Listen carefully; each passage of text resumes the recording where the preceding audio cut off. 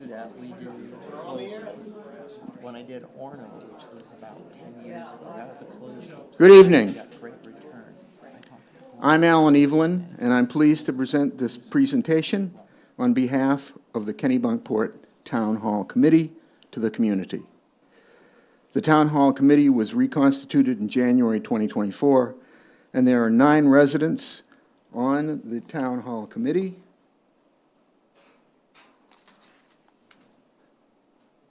We are up on the PowerPoint, Dave? Oh, hold on.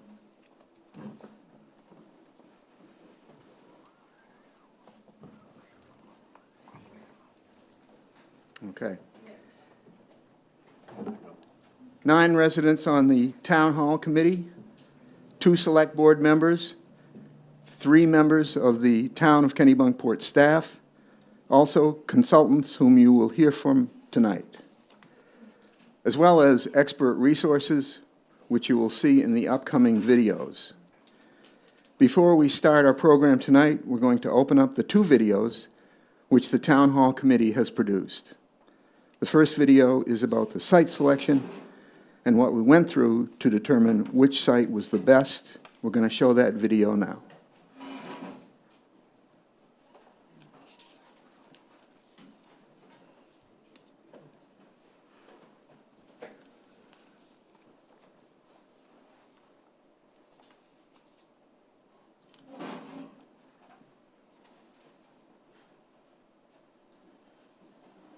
I'm John Ware, a member of the Town Hall Committee and moderator for the first of 2 panel discussions about the new municipal offices. The first discussion is about the site selection and preparation. I'd like to introduce our panel members: Owens McCullough from Sebago Technics, John Dunster, Revision Energy, and the 2 members of the Town Committee, April Dufault and Dick Smith. Lastly, Eric LaBelle, Director of Public Works and Professional Engineer. April, what are the problems with the current town hall that have led us to seek a new municipal office? Where do I begin? The current town hall is over 60 years old. It is the only building in town, or the oldest building in town, the only one that hasn't been totally remodeled. We're looking, some of the key points that we're looking at are safety for the employees as well as the public. Our document storage, our vault is filled to capacity, and it was built 60 years ago, so it is not rated according to today's standards. So all the documents in there are not really protected as well as they should be. And they're very important. I mean, we're talking about birth, death, and marriage licenses since the state of Maine was created. We are required by federal law to store certain documents, to retain them, and we are not storing them according to the law because we just don't have the room. There is no privacy at Town Hall for people who come in to absentee vote. Have to do it at the town clerk's counter, which people are walking by, and is definitely not private. Or if you came in to have a discussion about a poverty abatement or why you can't pay your taxes on time, again, there's no place private to have that discussion. There is inadequate space for employees. Well, the number of employees that town hall was built for 60 years ago is definitely different because we provide a lot more services today than we did 60 years ago. We have more employees, but the town hall hasn't expanded, so the employees are crammed in with 2 people sharing a cubicle that's meant for 1. We also don't have adequate parking at town hall. We have barely enough parking for the employees, let alone the visitors. We have 3 spaces out on the street for visitors, and all we have to do is have 1 meeting with code enforcement or with the town manager with multiple people there, and the parking spaces are all taken up. So that's my quick overview. Well, thank you. Dick, are there other issues that have been identified by the current location of the town hall? Well, obviously, there's just no room for expansion of the existing town hall, either vertically or horizontally. And if we were to expand, we would have to come into compliance with all code restrictions, which would mean add parking, and that's simply impossible.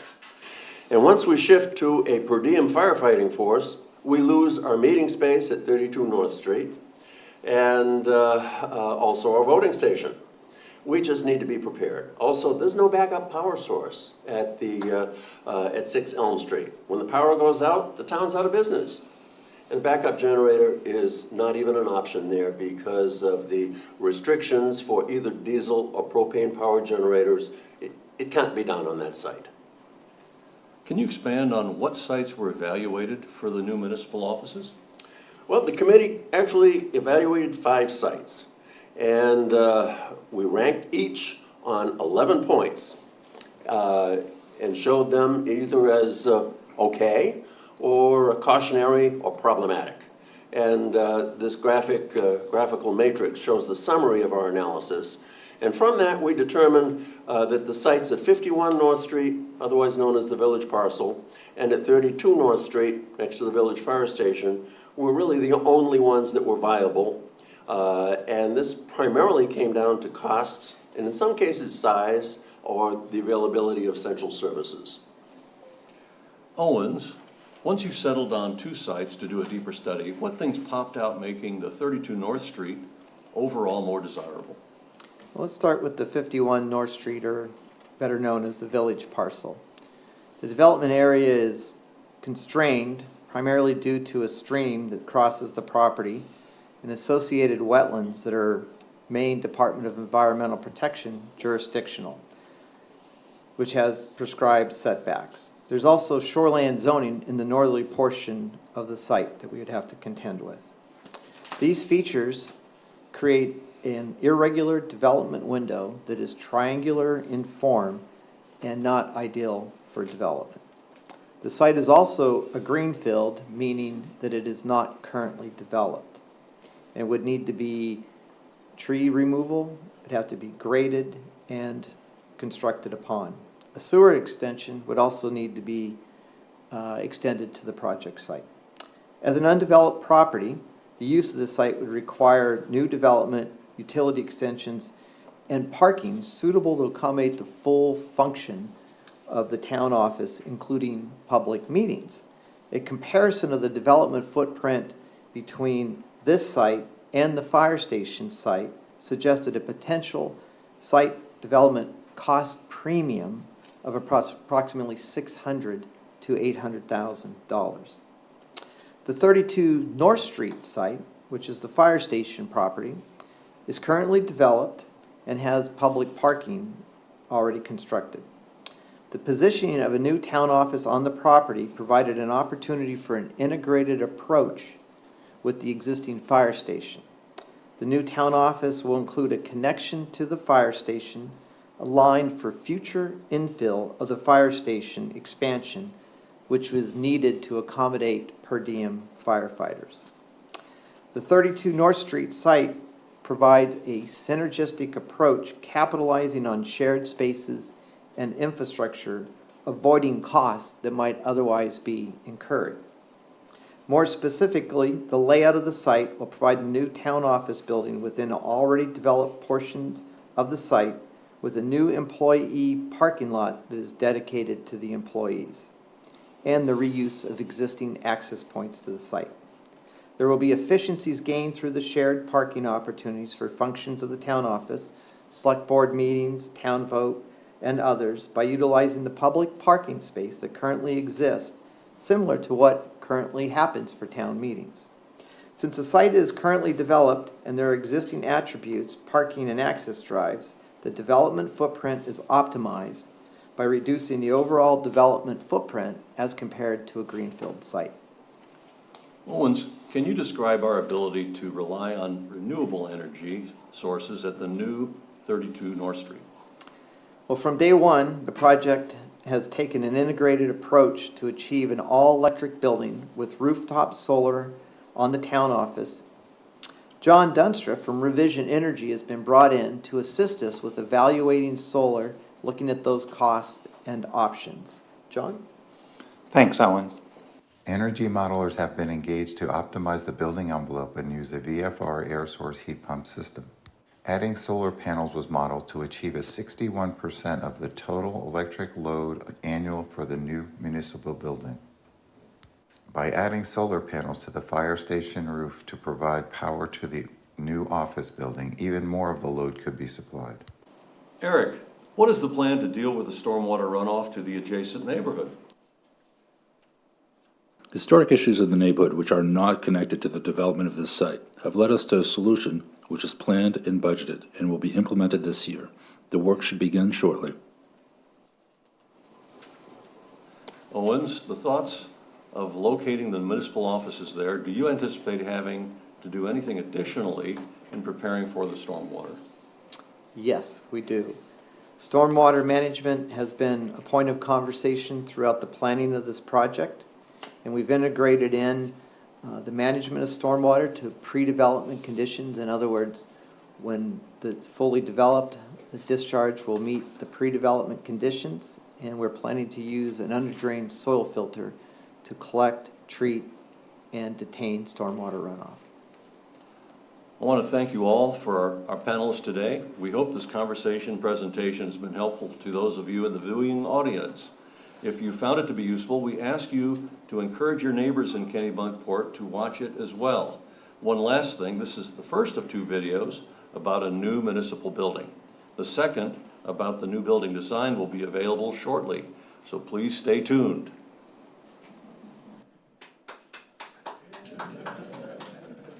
We're going right into the second video, which is all about the building.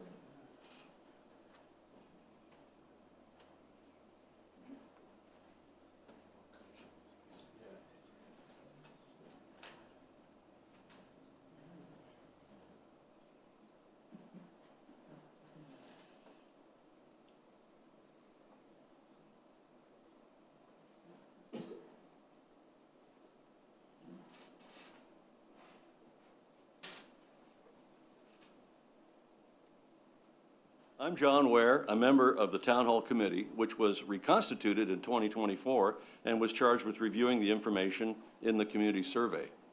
Reviewing the 5 sites and after thorough analysis, recommending a site for a new municipal building. The committee spent the last year and a half doing a deep dive to come up with the design, a fully developed cost estimate, as well as a detailed analysis of energy-saving options.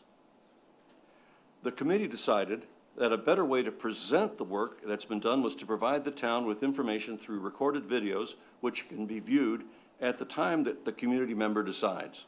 This second such video about the municipal office building, the first video is still available. It's about site selection. The committee determined that 32 North Street was the better of the 2 possible sites due to the lowest cost combined with future savings and providing superior solar energy advantages. Additionally, the environmental impact at 32 North Street was considerably lower because there is a large existing parking area, and this eliminates the requirement to remove trees at the village parcel. The location also means synergy with future village fire station development. I'd like to introduce the panel members we have today. For the Town Hall Committee, we have Kevin McDonald, Dick Smith, and April Dufault. To my left, Mike Hayes with Grant Hayes Associates, Owens McCullough with Sebago Technics, Tony Davis with Salas O'Brien, and joining us remotely are Kyla Magnuson with Preferred Construction Management, John Dunster, Revision Energy, Igor Seriapin, and Bill Talbert, both of Salas O'Brien.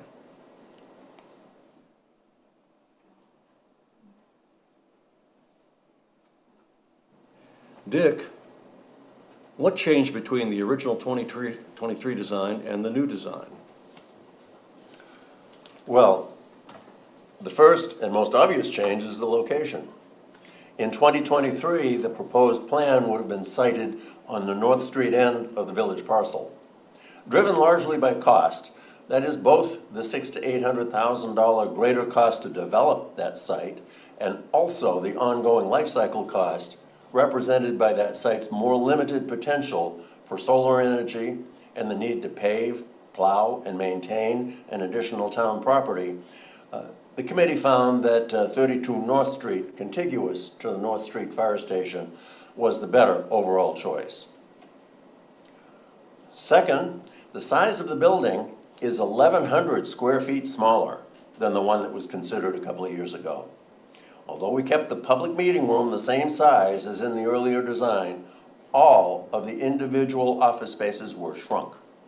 The town manager's office alone was reduced by 76 square feet. And most of the others were cut from 12 by 12 down in the old design to 10 by 10 in the current proposal. Unlike the earlier design, this one does have a second floor that will house those town functions that have less daily interaction with the public.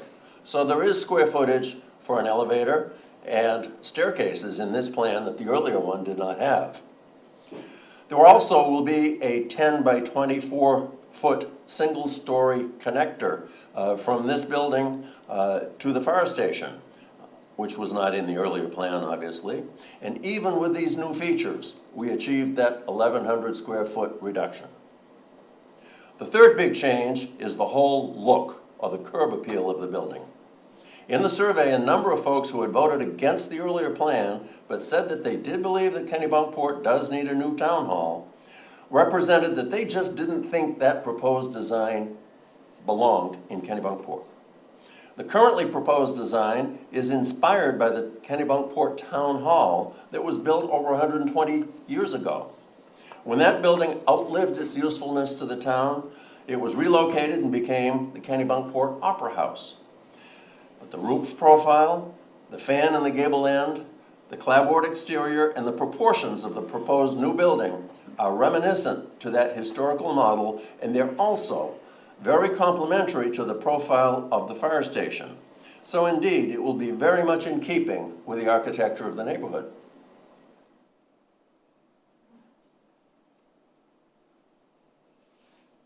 Mike Hayes, the architect of the new municipal office building, can you tell us about the major design considerations for the new Kennebunkport municipal offices? Certainly, John.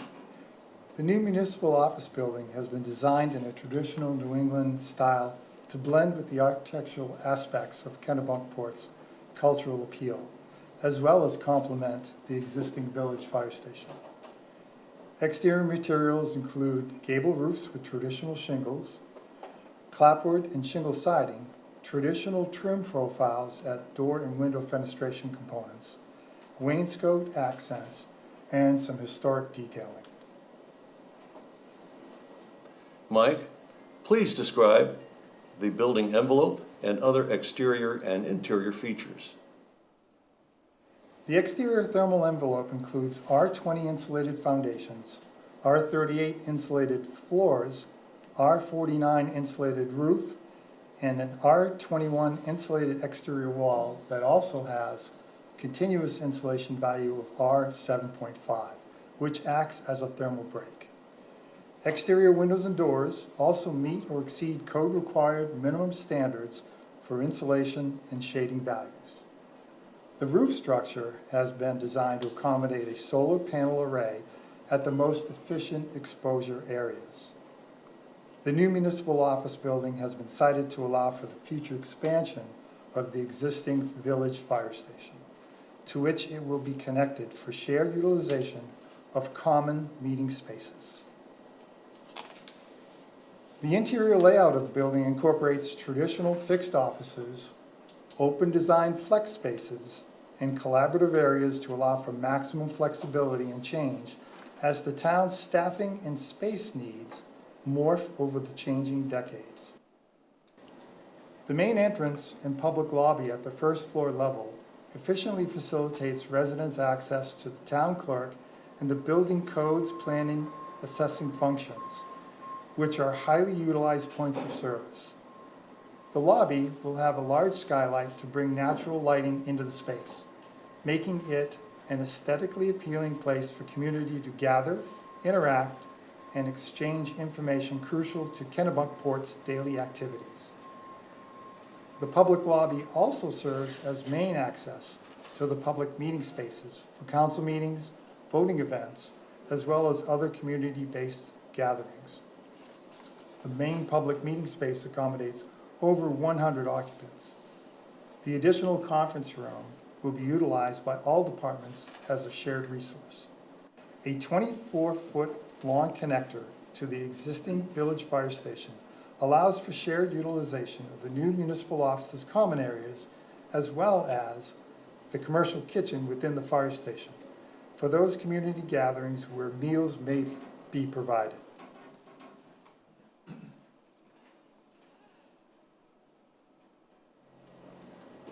The meeting hall, which Mike has described, is somewhat larger than the current space in the fire station. Kevin, what do you see as benefits to the public of this new meeting space?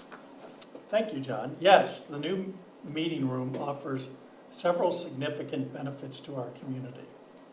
First, the meeting room can accommodate over 100 people, making it the largest public gathering space in Kennebunkport outside of Consolidated School, and it will be 48% larger than the current meeting space. This will better serve our town meetings, allowing for meetings with a greater number of individuals, and will allow for a number of different community programs. It will be equipped with backup power. The facility can function as a warming center, a cooling center, or a resource hub during town-wide power outages. It will also enhance voting in the town. It will make it easier for the town clerk to comply with voting laws and improve the flow of voters on election day. It allows our recreation center to expand its programming, offering activities that were previously constrained in the smaller rec center building. Overall, this new space is a strategic investment in our town's infrastructure, enhancing community engagement, emergency readiness, and our municipal services.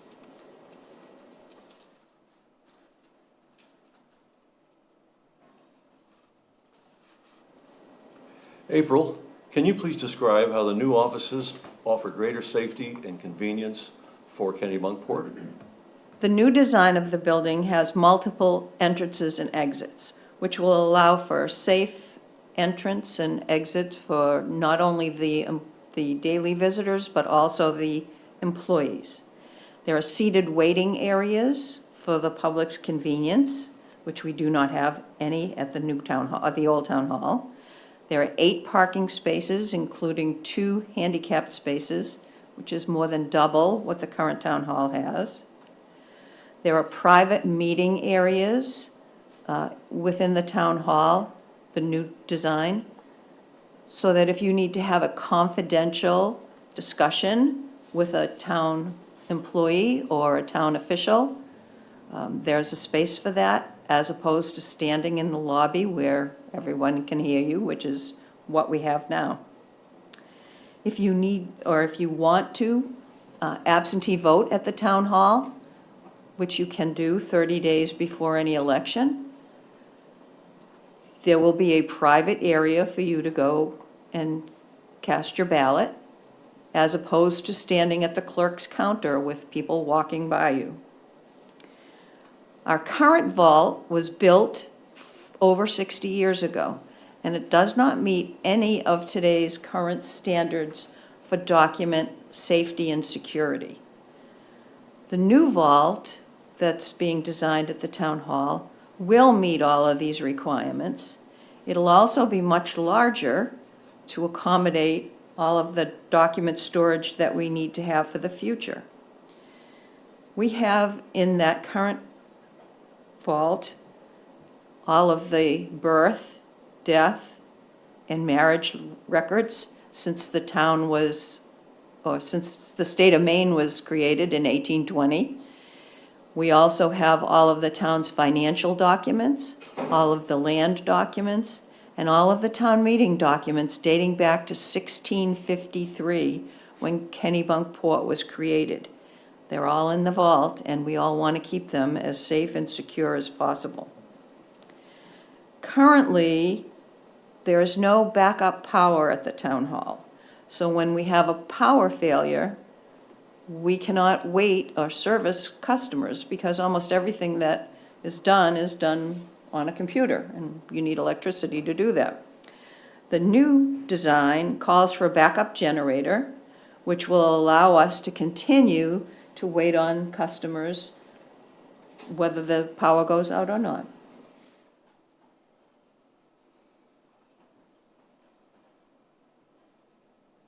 Bill Talbot, could you please walk us through how the new municipal office building design incorporates energy efficiency and renewable energy? The goals established for our assignment were to help the project team create a cost-effective, energy-efficient building that maximizes renewable energy. Achieving the lowest cost for heating and cooling a building is essentially a four-step process. First, design the building with materials that provide for the least loss of heat or cooling. That is accomplished with the selection of insulation and building materials. Next, select the type of heating and cooling equipment that has the lowest operating cost. Electrically powered heat pumps indeed do that. Next, source as much of the energy to run the equipment from your own natural source. By installing solar panels on the roof of the building and over a portion of the employee parking area, Kennebunkport will be able to satisfy over 60% of the expected demand for the new building. And finally, look for ways to further improve the efficiency of the heating and cooling system. With the addition of a geothermal source, the heating and cooling system will be doing about 30% less work. The solar panels will then satisfy approximately 91% of the expected energy demand. This graphic shows how the use of a geothermal source system integrates with the ground loop heat exchanger by providing thermal exchange with the ground, which is approximately 50 to 60 degrees year round. The overall system is doing far less work, particularly when the outside air temperatures are at the extremes that we see here in Maine in either summer or winter.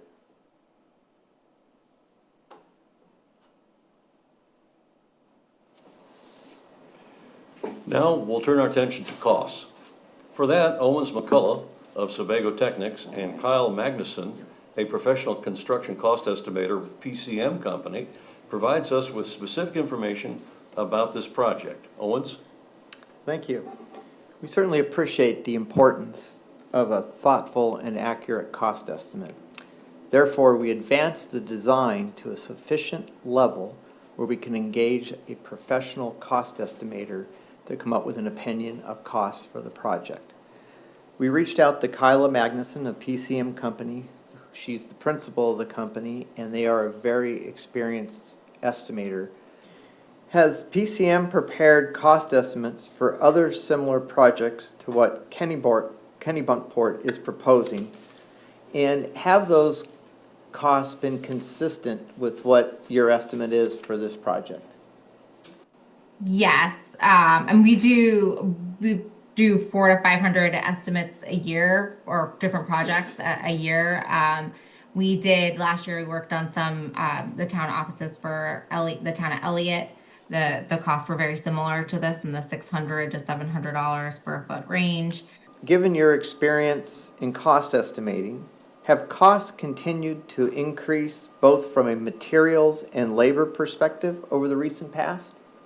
Yes, we are still seeing costs increase. It's been much more stable, the increase. It's been very steady in the last, I would say, the last year compared to previous years where we saw some sharp increases.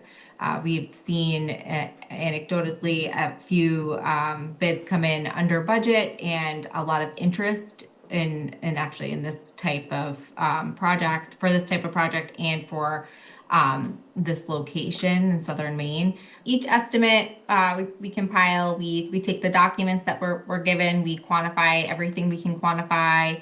Like we did with this project, we had a meeting to discuss assumptions that we should be making, answer any questions we have, so that we can have as much detail and put in as much information, pull as much information out from the design team and get it into the estimates and escalation, which this is a spring 2026 start assumption, and we're carrying at 4%, and currently we're between 4 and 5%, 3 and 5% for an annual escalation rate. Owens, can you run through the cost roll-up for the new municipal offices? We took a look at the costs for 3 scenarios for the building. The first scenario is the base building. The second scenario is solar on the town hall roof and a partial canopy over the employee parking. And the third scenario was solar and geothermal. The base building cost came in at $8,275,412.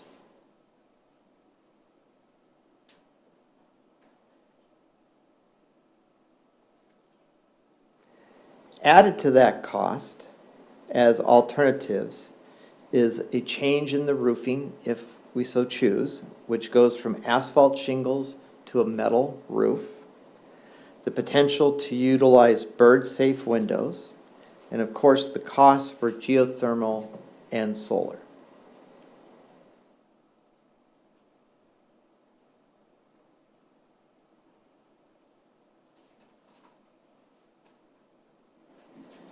Thank you. Thank you to all our panelists today. We hope this presentation has been informative and helpful to those of you in the viewing audience.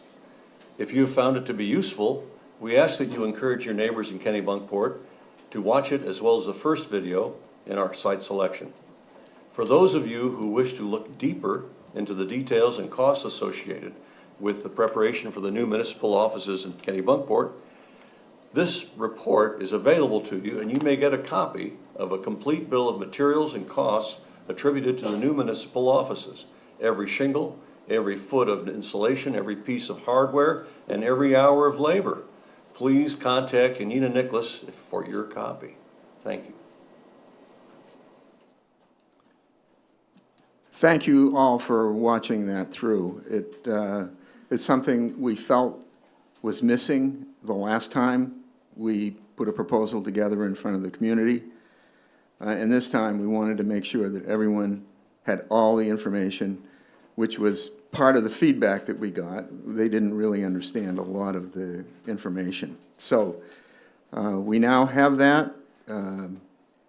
As John stated at the end, every shingle, every hour of labor, every length of insulation, these have all been documented, and they're available to anyone to get a copy of that from the town. So I want to get back on track here so we can get to what I'm sure many of you are interested in, is asking questions about details that you haven't seen. So I just want to restate what the committee's brief was: to recommend a site for a new municipal building, refine the building and design, present the findings to the select board, including a fully developed cost estimate and a detailed analysis of energy-saving options. And we got to go back to the PowerPoint. When can we ask questions? At the end, please. Okay, all right. Thank you, John.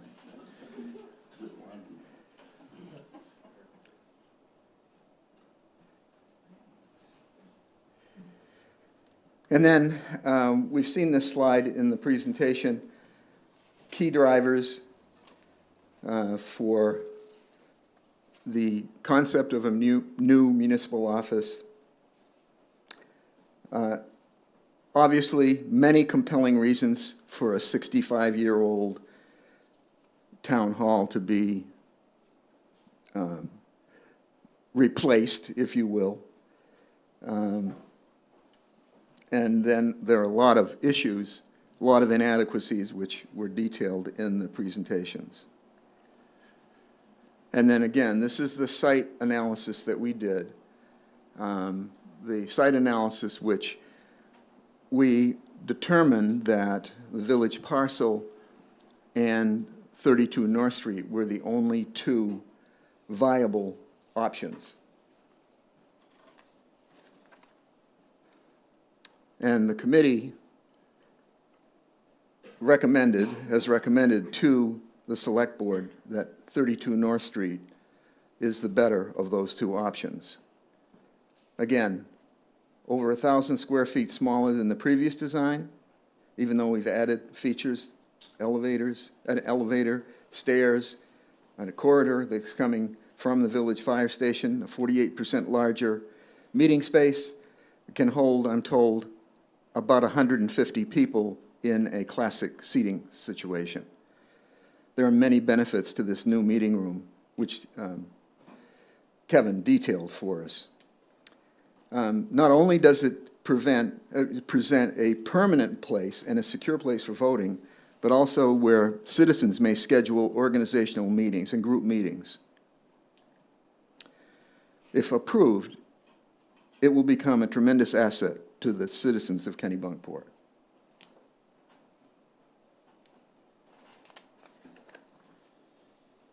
And now, I'd like to welcome Owens McCullough of Sebago Techniques to go into some details that maybe we haven't covered yet tonight. Thank you, Alan, and good evening.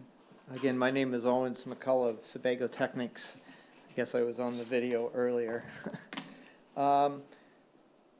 What's really, one of the things we wanted to do was talk about what's really changed and what the key findings are, changed from the last time. So the town put out a community survey, which was very helpful. We got back a lot of feedback from the community into what Alan said and what we talked amongst the committee on how to try to address some of those items. And of course, cost, size, location were key items. So those were very much became part of the charge of this group. And as Alan indicated, this group has been at it for over a year, meeting very regularly to try to get this a recommendation for the town to consider.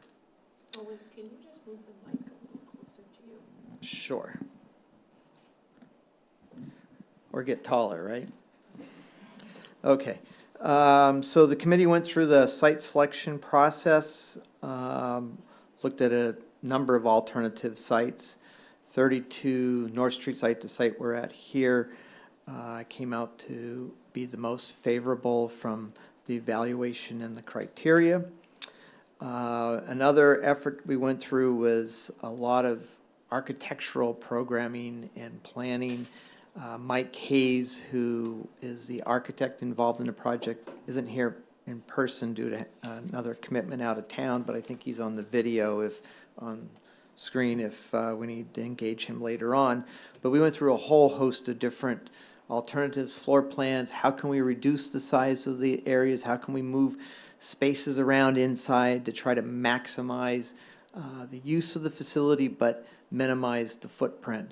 And that was quite a lengthy process. As discussed earlier, a lot of that just came to some sacrifices in office spaces. People agreed that we would reduce some of those spaces and then tried to have some flex spaces that were more open, that could be used more efficiently. So that was built into the plan. We also looked at 1 story, 2 stories.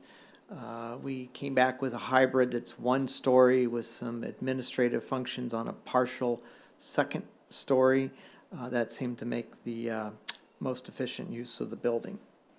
Energy was something that, as you can see from the presentation, was a very big part of this. We heard that loud and clear on the last one. Folks had interest in an all-electric building, energy sustainable building. So we actually engaged Salis O'Brien, who does energy modeling, advanced the building plans far enough along that they could actually do modeling on it, looking at solar, geothermal, looking at different types of building envelopes to come at a most cost-effective design, which was done. We also went to an extra step and brought in Revision Energy. John Dunster was kind enough to participate in that, and he helped us with looking at solar options. And I'll just let everybody know right now, the cost that's in here for solar does not include the 30% subsidy that's going away here at the end of the year. We just won't have access to that. So unfortunately, we knew that was coming, and so it is built in there because we know we're not going to get that. Geothermal still has a subsidy that is coming forward, that is still out there. And Efficiency Maine still has a rebate based on a per square foot for direct source or for heat pump systems and high efficiency ventilation systems. So we will tap into that. And then finally, once we got all this together, we brought in a professional cost estimator, PCM. You may have heard of them. They've been around. They do this all the time for projects, and because we wanted to have a much more detailed, accurate estimate that we could share with the public. All right, let's see if I picked the, aha. I did get the right direction. The site itself, what you see up here on the screen is the site layout plan that went through a number of iterations with the committee. So the fire station is on your far right. The new municipal building is in the blue in the center. There's a connector between the two of them. Where the building is going is right now basically the fire station parking, some of the access drive out in front, and it would have a connector to the fire station. So this is set up also, there was some additional planning, not part of this project, but we know the fire station at some point is going to need to go, more space to go to per diem firefighters. So the building is layout and planned so that the space you're in here could eventually become part of the fire station, and there could be the potential to infill bunk room space in between the fire station and the town office. So it's all been laid out in a thoughtful way so that we have that flexibility down the road. Circulation into the site, so we'll use the same entrance that exists now. There'll be some dedicated parking, handicap parking right in front of the building. We are planning to include a couple of EV parking spots in front of the building. And then there's an access drive that right now it's shown as for the employees out back to put in a 20-space parking lot that would be dedicated for the employees during work hours. There's some conversation that that could maybe be opened up to the public in non-work hours. And then you'll see a green rectangle over the parking lot. When we initially looked at the solar on the roof of the town office, we also looked at could we maybe use the fire station roof for some solar. The challenge with that is the structural engineers said the roof would at the fire station would need some structural improvements, and the shingles would need to be replaced on the roof because these shingles are reached such an age that that would need to happen. So we kind of moved away from that and looked to maximize how much solar we could get on the roof of the new municipal facility, and then look to do a canopy over half of the employee parking space. Those have become much more effective and efficient over time, and that would get us to about 63% of the electrical demand for the new building. Also on the site would be in brown is sidewalk access to the front of the building, access to actually all sides of the building. There's also a generator that would be constructed, or a new generator that would be installed. That generator, there's a generator here now, but it only services the fire station building, and it's getting a little bit older, so the goal is to have one generator to service both facilities. So then it could operate during times if there was need for a warming facility or a cooling facility, that option would exist. Utilities to the site, there's public water and sewer readily available already to the site, so that's helpful. So we'll tie into those systems. And then stormwater management has been something we've talked about quite a bit. Eric, who spoke earlier, is looking to do some improvements off-site on Oak Street, right?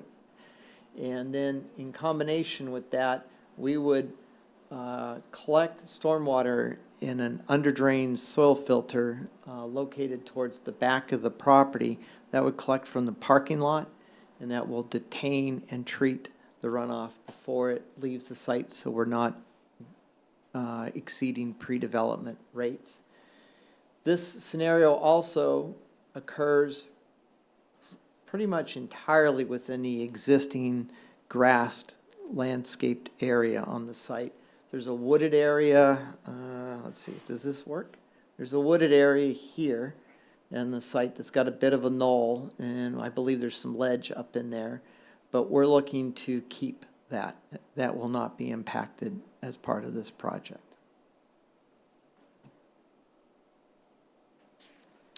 The floor plan, which is in front of you now, so the existing fire station is here. This is a connector between the two buildings. And then this is the first floor plan of the building, the meeting space.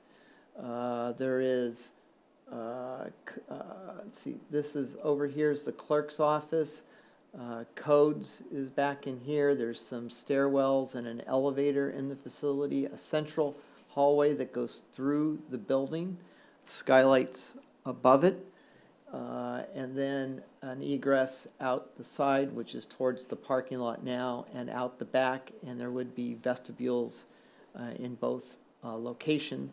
And then right behind Alan is the profile of what the building looks like. A lot of time and consideration given to break the massing up so that it looked smaller in size, fit in with the existing fire station, and as Mike indicated, had a more traditional appearance to it. That is Mike Hayes when he was on the video.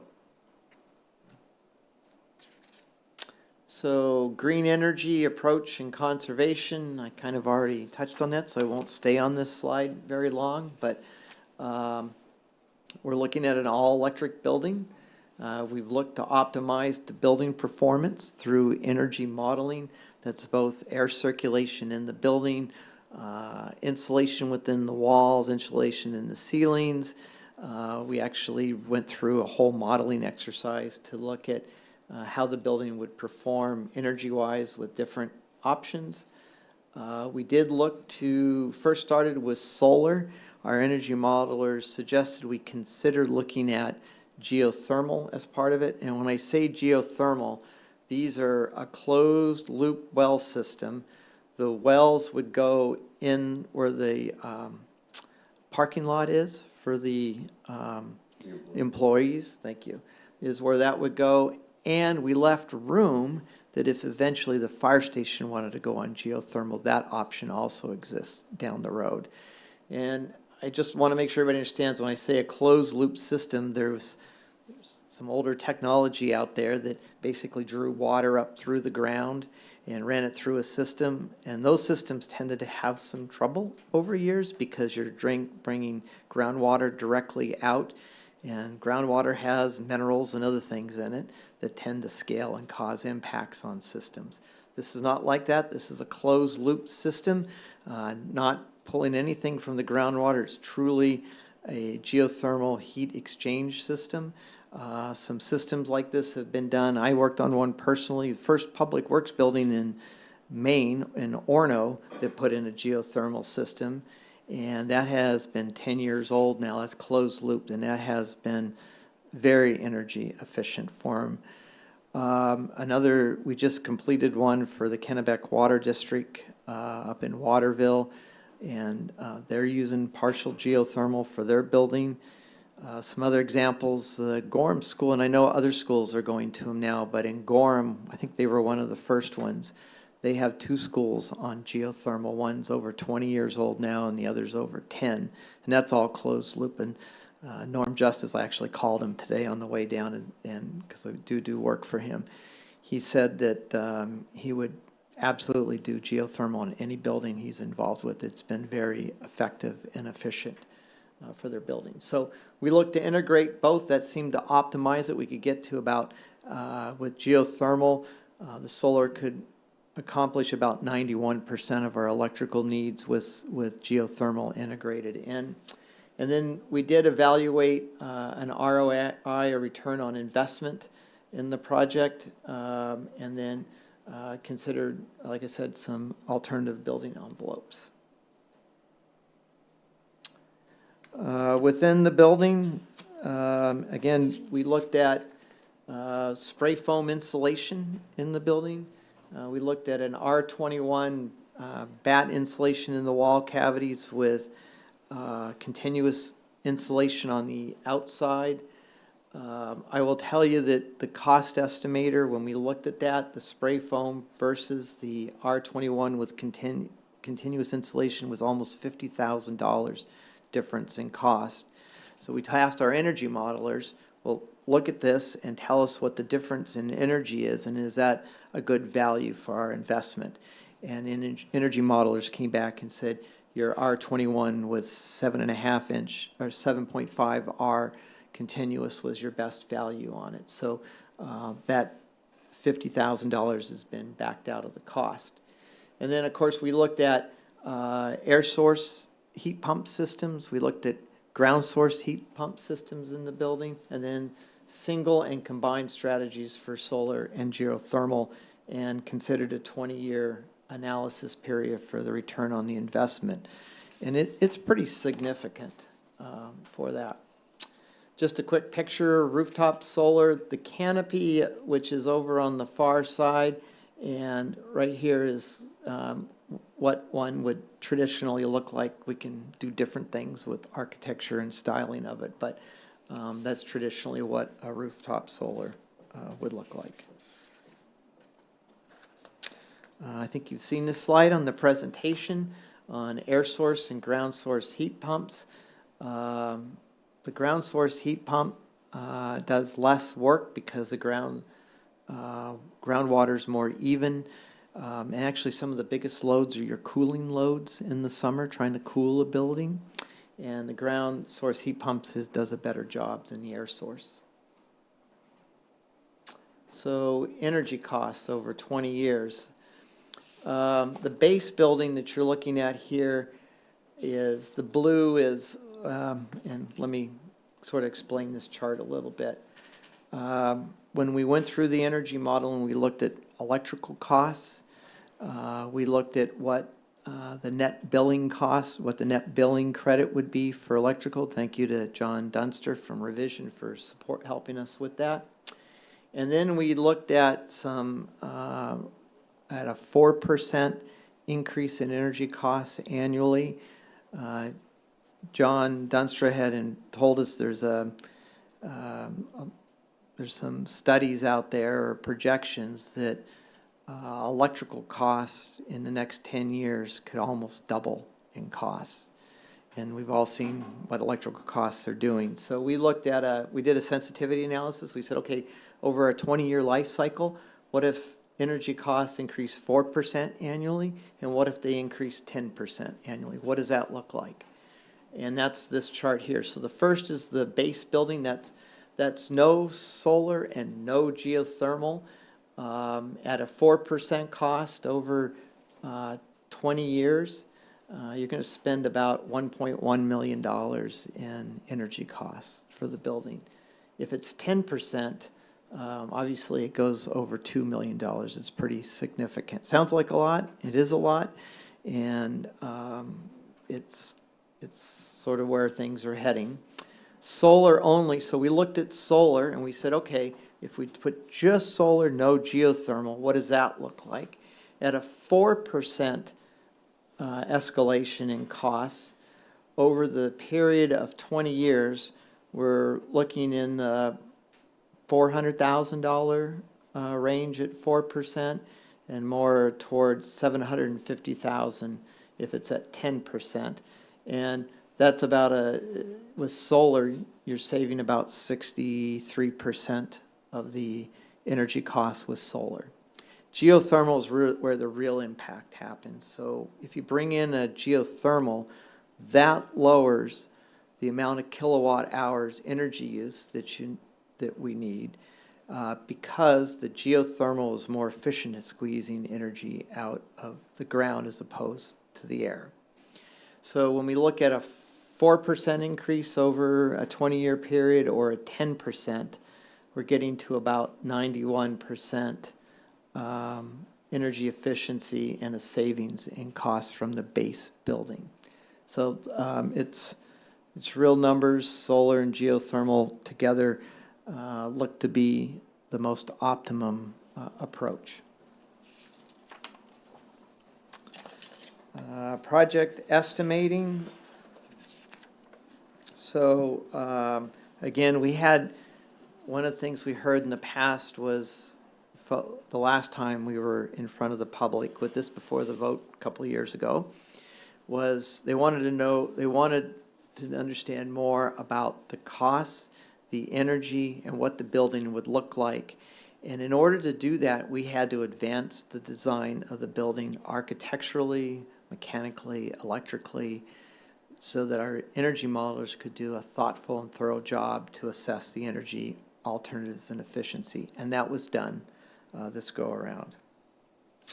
We also went in and brought in PCM to do an independent cost estimate, who's very experienced at that, and to get us some accurate numbers that we can be confident in going forward. And again, we enlisted Revision Energy and embedded them in. I will give John Dunster credit, so that didn't cost the town anything. John came in passionate about photovoltaics and donated his time to help us understand how that might positively impact the project. And Alan, I think I give this back to you. Yes, you do. Thank you. Thank you, Owens.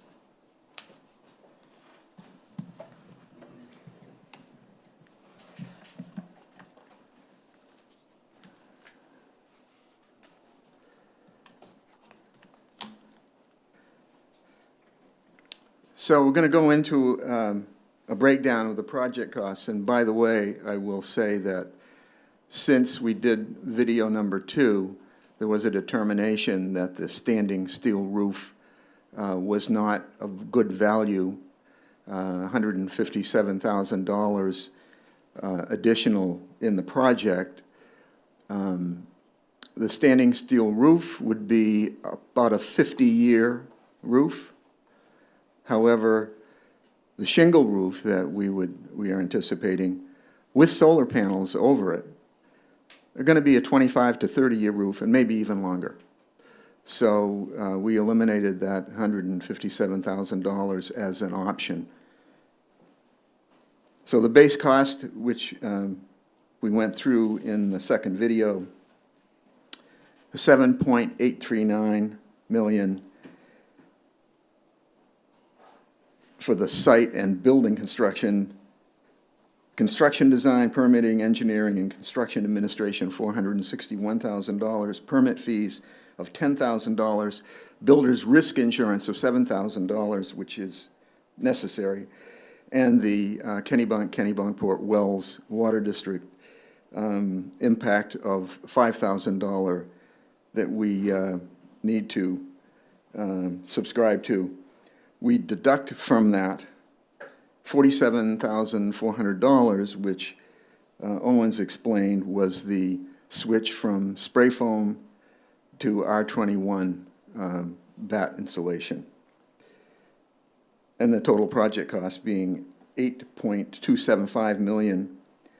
There are options, or there are potential deductions that we have with other funds. We already have a $500,000 gift, which can only be applied to a new building, although this must be approved and sent to voters. Funds for the sale of the old town hall at 6 Elm Street, we have pegged at $1 million. This will be subject to an independent appraisal, and this is a valuable piece of property in the middle of Kennebunkport. Could be a nice investment for someone, either for residential or a business with parking. Additionally, we're planning on utilizing $1.25 million from the capital reserve account. And we're even looking to raise additional fundraising, additional monies through fundraising.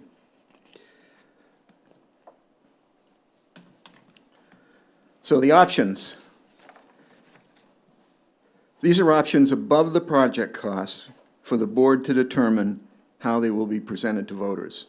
These could be added to the project cost, or they could be subject to separate votes. That is yet to be determined.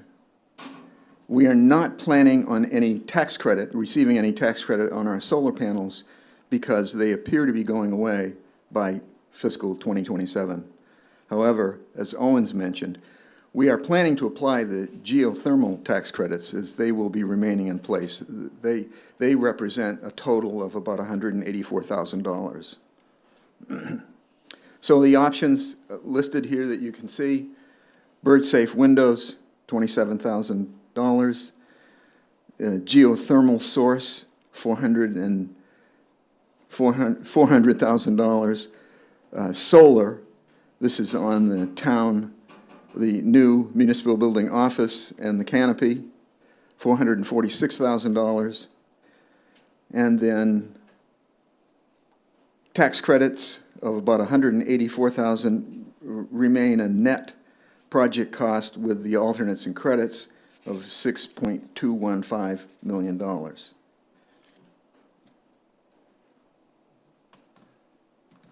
So for the ease of calculations, we've calculated two different bond packages.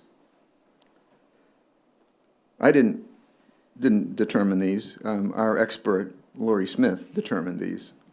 Anyway, the bond amounts of $5.5 million and $6.5 million. Annual payments on the $5.5 million amount to about $430,000. The tax impact for someone owning a $500,000 home would be $60. On a 6.5... Per year. What would you think it was, forever? Some people might think it was by month, so that's Thank you. Yes, by month. Of a bond amount of $6.5 million, the annual payment would be around $500,000, and the annual tax payment would be about $70 annually. The annual tax payment would be about $70 annually. Okay. Annually, each year. If the project is approved in November 2025, construction would likely begin in late summer 2026 and be completed by the end of the year, calendar year 2027, which means that we would bond in early 2028, and the first payment would not be due until fiscal 29. So I'll put up a schedule here. We're in the middle of public engagement here, if you hadn't noticed. No, it's not annual. It's, we hope not, yeah, that's good. This would be put up in a referendum on November 4th. Permitting and building design, would be taking place from the date of the referendum, if it passes, through the first 5 or 6 months of 2026. And then the project would be subject to bidding June and July of 2026. And construction, we anticipate, would begin in late summer 2026 and be completed in December 2027.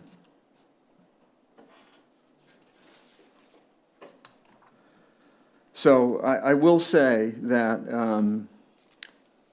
the professional attention that we've received over the last year and a half has gotten us to bring a far more defined project to the community.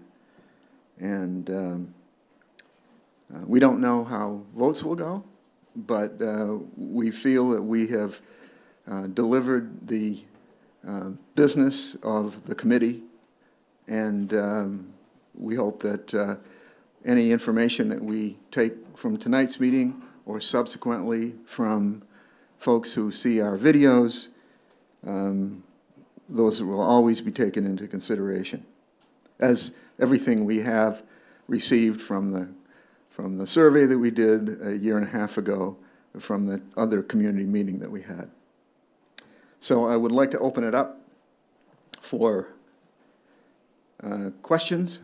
And if you would please, when you have a question, would you please stand and give your name? Nina, you had a question. Would you please stand and give your name? Thank you.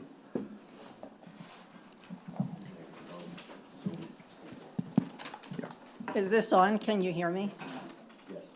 Okay. I'm Nina Perlmutter. I live at 13 Locke Street.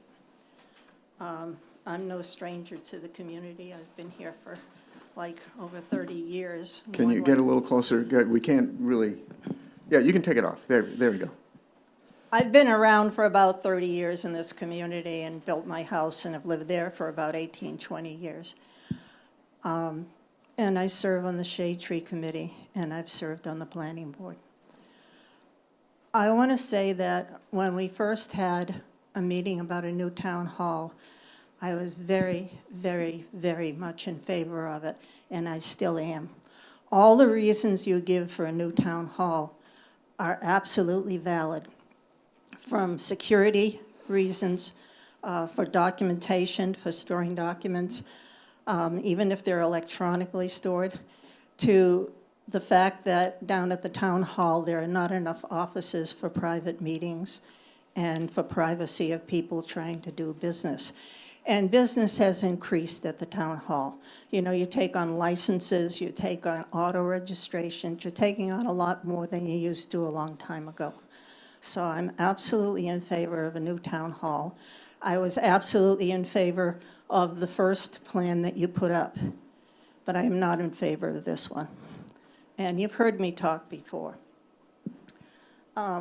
One of the things that really bothers me is that when we've had a meeting before and you put up your criteria for choosing sites, and you chose the North Street site as a #1 for traffic, I couldn't believe it. And I asked you, did you do a traffic study? And you said no. So I have no idea what criteria you used to consider the traffic increase on North Street, on the west side of North Street. Because living at Locke Street, there are only 2 ways out of my neighborhood. That's either Locke or west. And in the summer, with the tourist traffic, and even today, it backed up beyond Locke Street, making it very difficult to egress or go into that neighborhood. And that bothers me a lot because I have a 93-year-old husband, and we've had the ambulance down to my house 3 times this year. So I don't want that street, either West or Locke Street, blocked. And I think this is a very poor choice. I think the village parcel is a much better choice. It's on the other side of the road. It wouldn't cause problems with traffic. I won't go into the fact that I've said before that the road through should be finished. That would alleviate a lot of the traffic on North Street. There are a lot of things you didn't talk about. Green space. I'm on the Shade Tree Committee.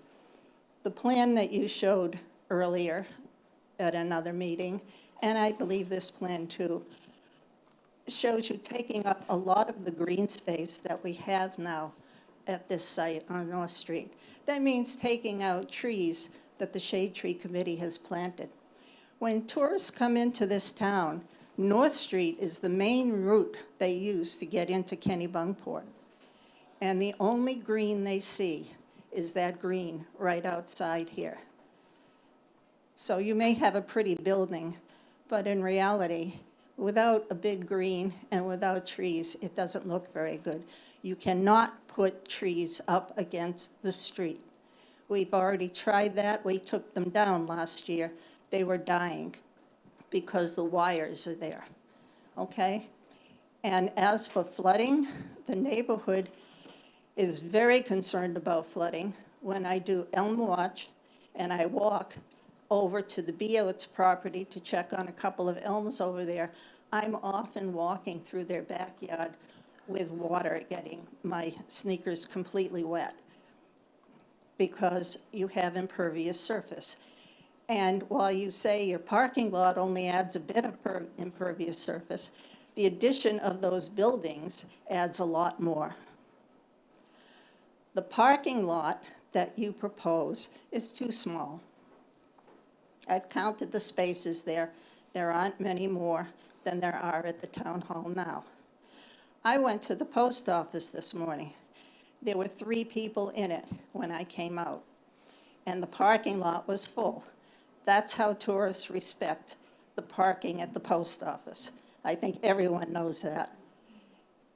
And just putting up signs that this is for town use will not stop tourists from parking in that parking lot.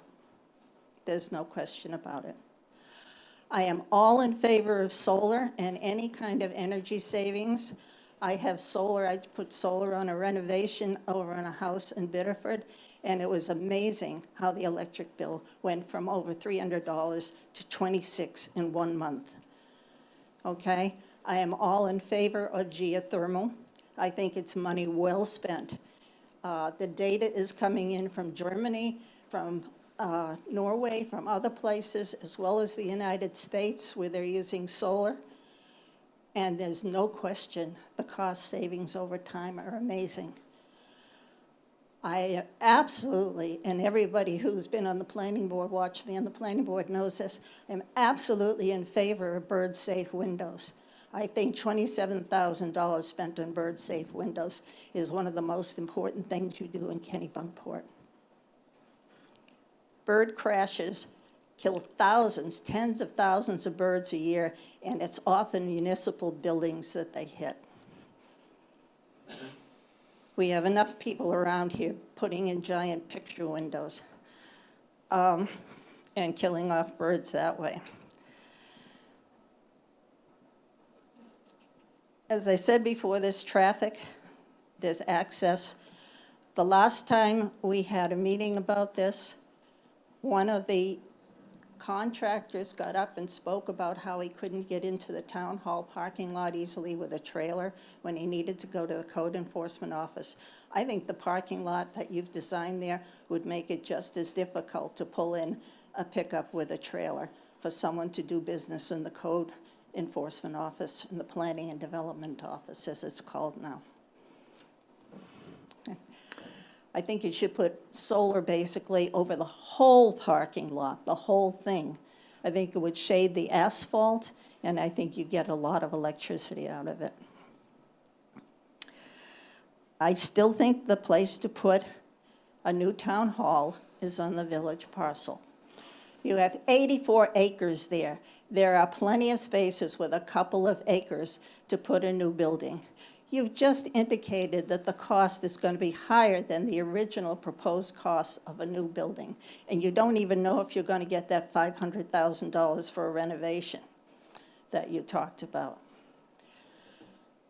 Building costs are going up, and they're going to go up even more with the tariffs and with the restrictions on building materials coming into this country. There's no question. I've renovated a house and apartment now, and those costs are higher than building a new building. So I don't believe in renovating buildings that are going to be too small over time. Nina, thank you for your comments. I'd like other people to have a chance, and if at the end, if you still have more. I did want to let you know that the $500,000 is in hand. It's a donation that we have. Okay, fine. And received it more than a year ago. Okay, but I have one more comment to make.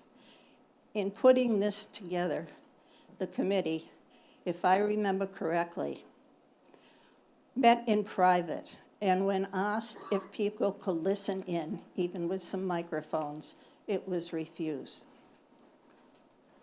And I think if I remember correctly. Oh, I think it was the first meeting that we had in March of 2024, but after that, I believe it was open.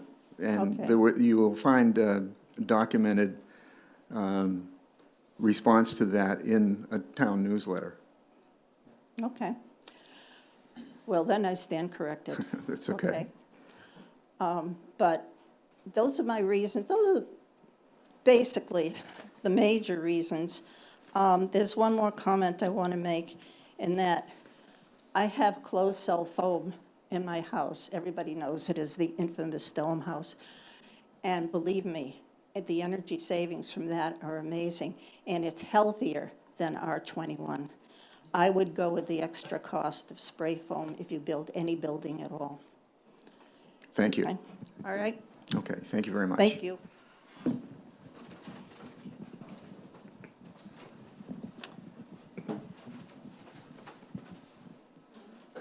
Next person? Questions, comments?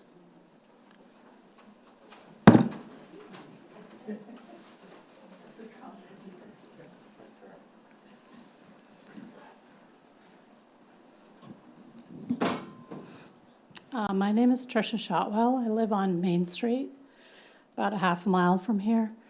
I am also on the Shade Tree Committee, and I just wanted to agree with Nina about the trees out front and the green space.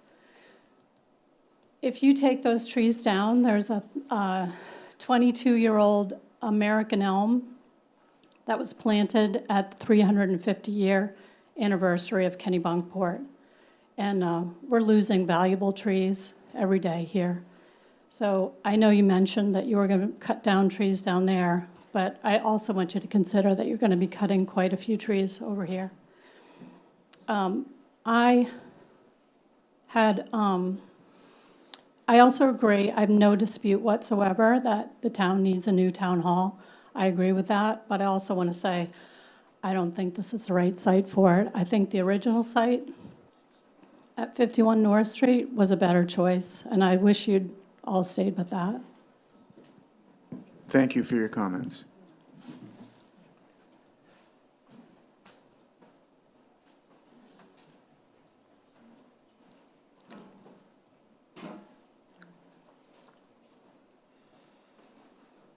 I'm Jim Stockman. I live over on 4 Woodlawn Avenue.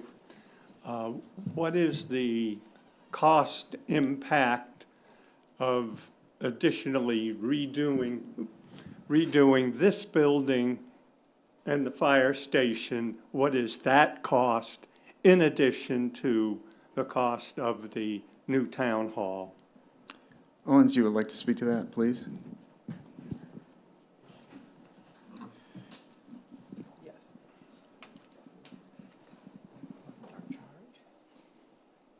It wasn't in charge, but Well, we did do an estimate. we haven't done the cost estimate on that because we don't have a timetable. We don't know when that's going to take place. However, we believe that this is something that will come in time, and we want to have an ability to react to it. But the cost is not impacted by the current building and current situation. So there's no dollars in there for redoing a roof or extending the use of this area at all. But there is a cost in there for blowing out those windows and putting in the connection to this new building. Right, that's in the cost. That's in the cost. That's in your cost, is to redo this room. No. How will there then be a thermal protection between your system there and here in terms of, again, just details of how all of this connects together, because you are connecting two buildings? The heat cooling systems for this building will remain as they are. The connector will have doors and will be separated thermally from this building, so this building would continue to operate as it currently operates. The new building would then be on its own energy system. But you would be putting in a new generator that would then feed this building as well as the new building? Yes, that is correct. There would be, we didn't want to end up with two generators on the property. It didn't seem to make much sense. So and the other generator's getting older, so we did program in a cost to put in a new generator that would serve this building and the other building. You are correct. So Yes. there is some work that will be done as part of your project in this building. We're not proposing any interior Oh, just the door, just the door. But then you're gonna remove the old generator, you have to take the transfer panel and put in, so there are some infrastructure. Electrically, yes, on the outside, the Electrically. generator will tie back into the electrical Right. panel. Yes, correct. And this kitchen will serve the new building, is that what I'm understanding? Yes. It'd be available. But there is no kitchen in the new building, only this kitchen would serve that building. Correct.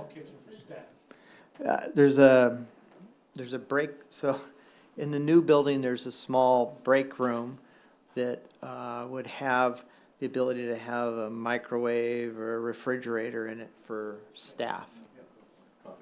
Coffee maker, of course, yes. Thank you. You're welcome.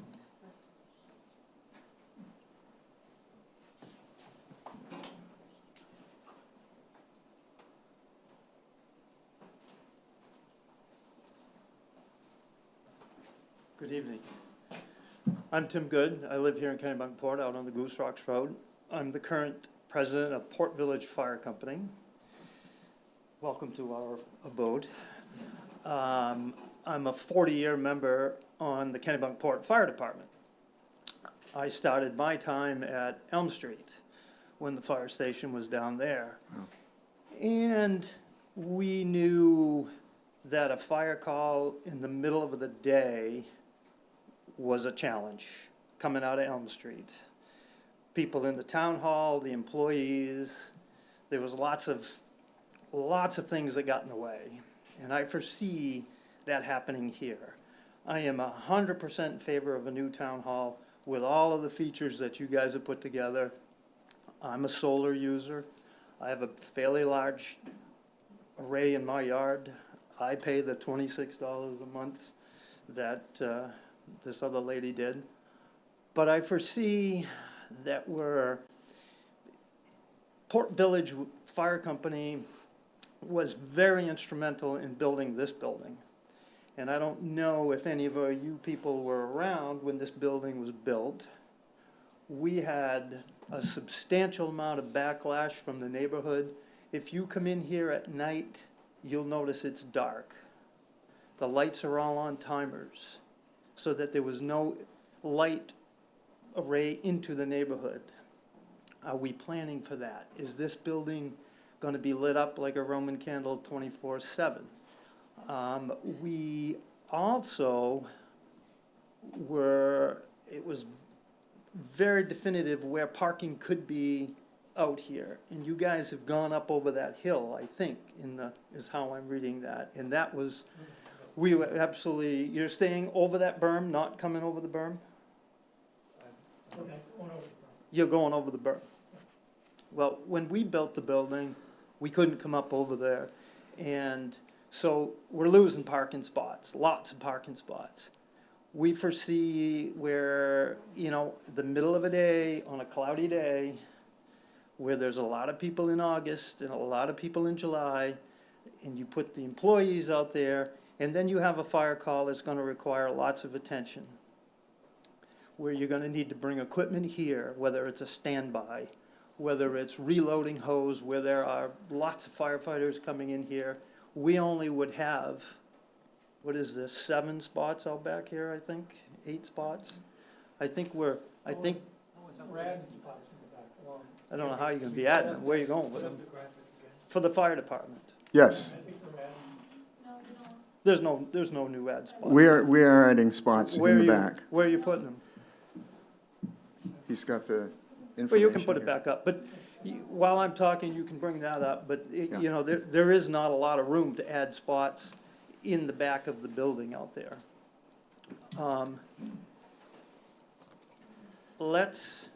Traffic situation. So, and by the way, so there are 100 spots in the current lot. 4 of which are ADA compliant. We're adding a total of 6 spots in front of the new, if it's approved, That's on the Town Hall. far end of the building from right, here. on the far end of the building, very Sure. close to the other parking area. Sure. And then we're adding 20 employee spots, which will be controlled by signage. We haven't actually determined exactly how that's going to be controlled, but that gives us a total, I believe, of 116 total spots.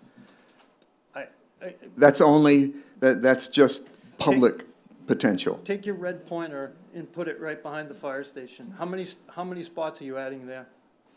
There'll be 8 in the development. 8 new ones? No, I said 8 total. That's what we have now. Potentially 1, 2, 3, 4, 5, 6 out there. 6, okay, so I was pretty accurate when I said 7 to begin with.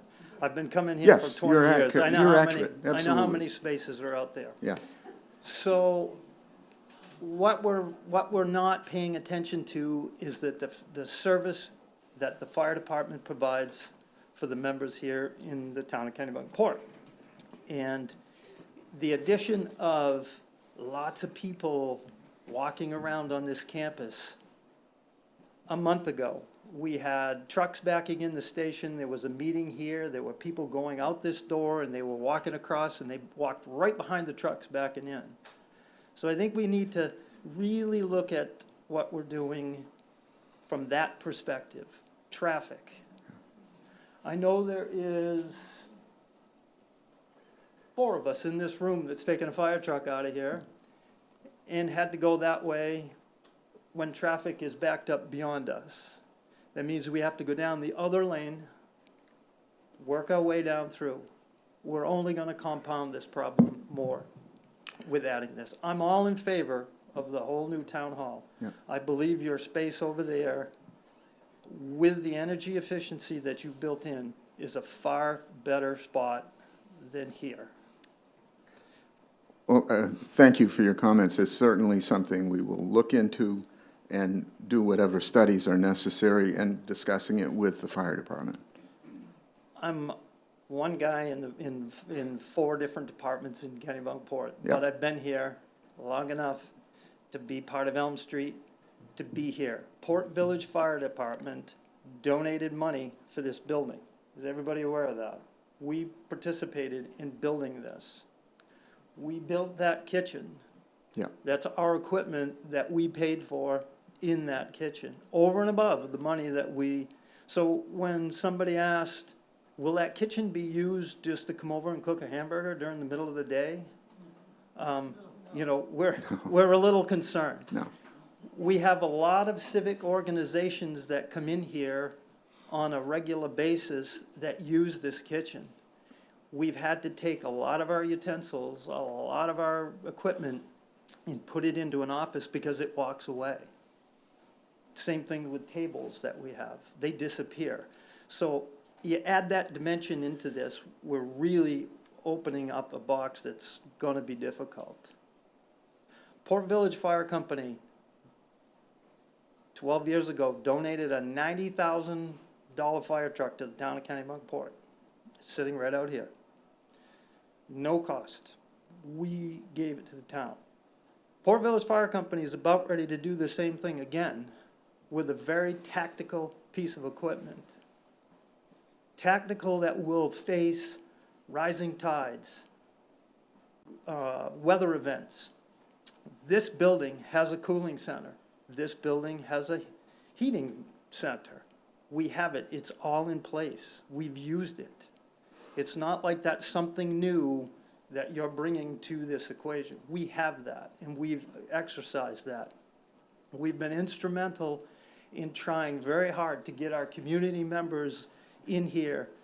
Memorial Day, if you've attended any of our events before the parade, Christmas prelude type of things. And we turn back a lot back in, and we can fill this place, and it's chaos here. It really is. You add the town hall in here, I really feel that we're not, you know, we're integrating into the fire service, I understand, and, you know, and sometime down the road, we're gonna have to go to per diem, sometime. Yeah. The 4 people in this room are staving that off because we're truly dedicated to the fire service in Kennebunkport. But I don't think enough talk with the people that work this station on a daily basis has been had to make some of the decisions of what you're doing, so. Tim, I just want to clarify that the fire chief has been at several of these meetings and has been included in this process. I understand it, but, you know, it's unfortunately, it doesn't necessarily get down to, the, you know, Yep, to the company level. I hear you, yeah. And certainly, communication was not something that we meant to leave people out of. Yeah. But we did make sure that the fire chief was included because we wanted to make sure things could work as well as possible. But we hear all your concerns. Great, thank you very much. I would say that the level of appreciation for what Village has done is probably not at the level it should have been. And I hope that our committee will take heed and establish whatever communication we need to do in the interim. You know, we do want to have an active and good relationship with Villageport Fire Station. You can get a hold of me at any time, and I'm Okay. more than happy to be a part. Great. Thank you very much.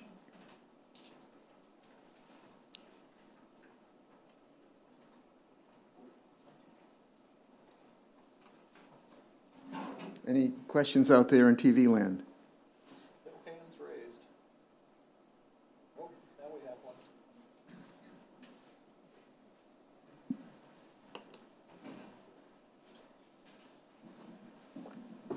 Hello, good evening.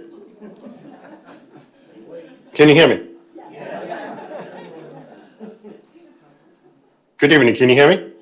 Yes, we can Hi, hear you. thanks so much. My wife and I, Susan, this is David Trudeau, my wife and I, Susan, we just purchased property over on Oak, on 15 Oak, and we really appreciate the dialogue here. I'd like to say that I'm from the committee that does not want to have another flood on Oak Street. I say that comically because it's happened before. Susan and I purchased the property.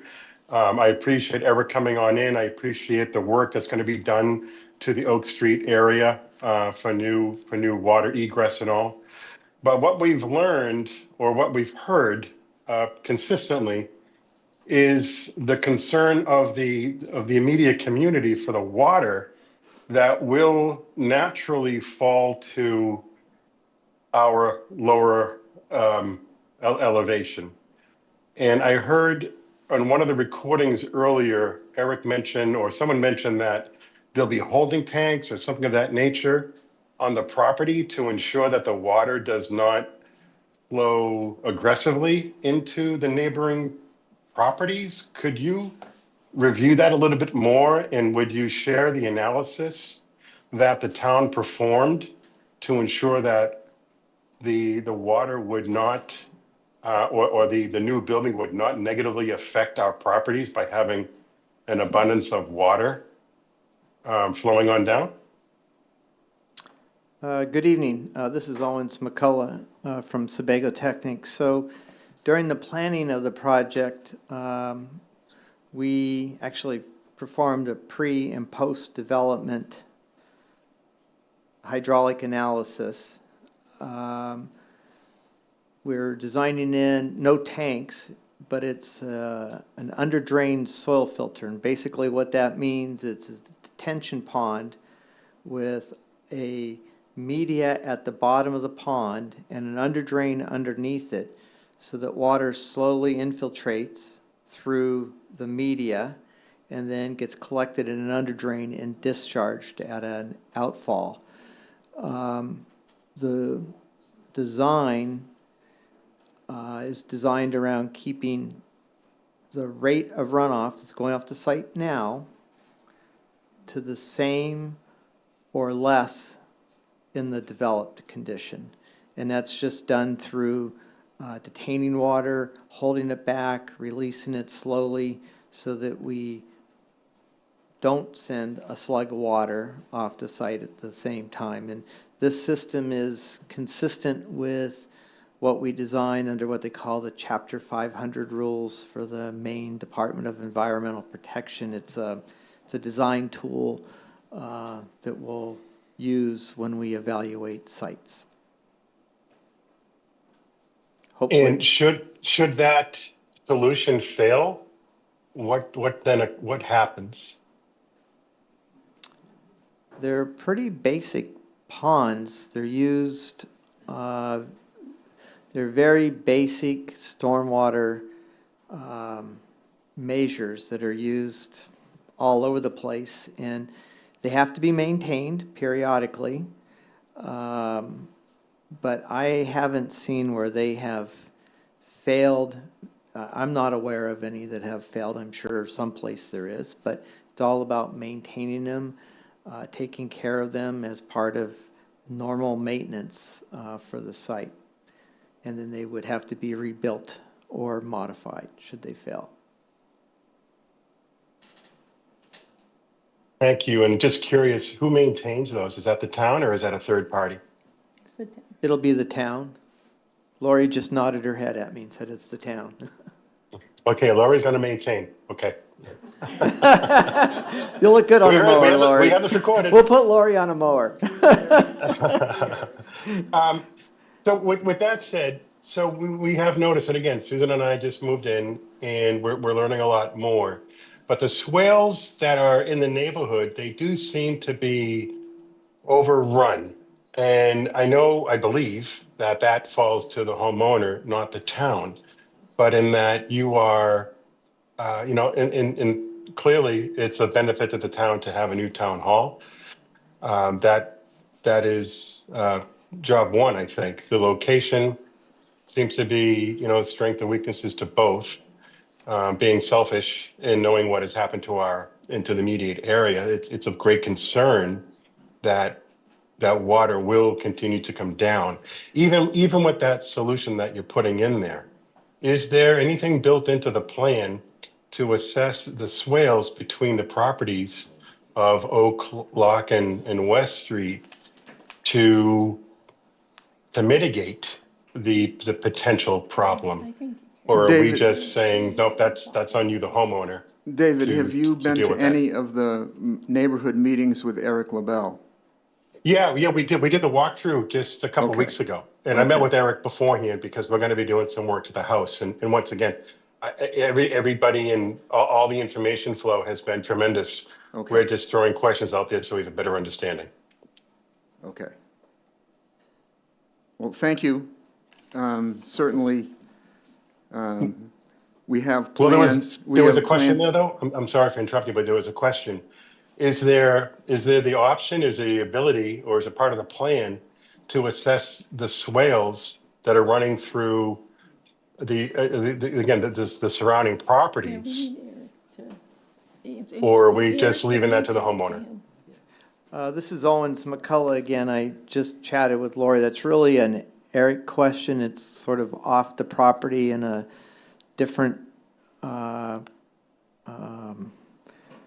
consideration. So if you could reach out to Eric and see what he is looking to do with the rest of the Oak Street improvements. Okay, thank you. You're welcome. Thank you, David. Thank you. Any other hands? Not so far. Any other questions in the audience? Please.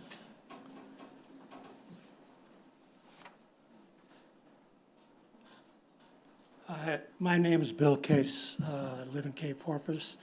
I've developed, I think, 7 or 8 different subdivisions in Kennebunkport, including Could 2. you get a little closer to the mic? Or you Including- can pick it up. You can That's pick it all up. Okay. Including 3 that abut the town parcel. When I saw the town step in and pay $10 million for the town parcel, I was in shock, based on what we paid for surrounding pieces. When that was done, I figured, well, maybe there's some good that would come about this. And when you first proposed a new town hall there, I thought, well, maybe that leads us to what our future plan was with that parcel, because we had talked to the Franks years ago about buying it, and we were prepared to go to auction to bid on it at a reasonable price. And what I thought was, there's town water and town storage and sidewalks on North Street. When we built Foxbury Woods, we left an easement in there for the potential connection to sewer all the way to Old Cape Road. Because right now, the sewer lines go up to Wiles District and down to North Street. And most of the developments that's taking place in town right now is off the grid and in traffic areas that, really certainly aren't conducive to elderly housing or affordable housing. So I thought, okay, maybe if they put the town hall there, then eventually they could extend the utilities all the way to Old Cape Road and hook up to School Street. Because we've had issues with, when we proposed Wallace Woods, there was contention about the traffic there. And just the other day, I try to avoid coming into North Street, living in Cape Porpoise as much as I can. The traffic was backed up all the way to the Arundel Cemetery. So I can agree with the firemen that if you had to get a fire truck in and out of here, it would be a nightmare with increased traffic. The other thing that I had proposed a long time ago, and I guess apparently there's some issues of separating code enforcement, but working with builders all these years, I know one of the big issues getting into town hall was the accessibility. And I would guess, based on the number of permits that are issued a year, a lot of the traffic that comes into town hall is from contractors getting in here. The number of permits that you have to get these days is absurd. But that's another issue that I would guess again about building on the town hall versus this location. Thank you. Thank you, Bill.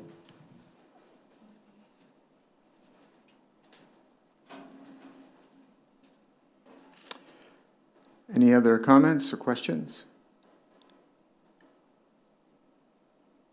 Anyone from the Town Hall Committee have any comments or questions? Well, I will declare this meeting over. Thank you all very much for coming and participating.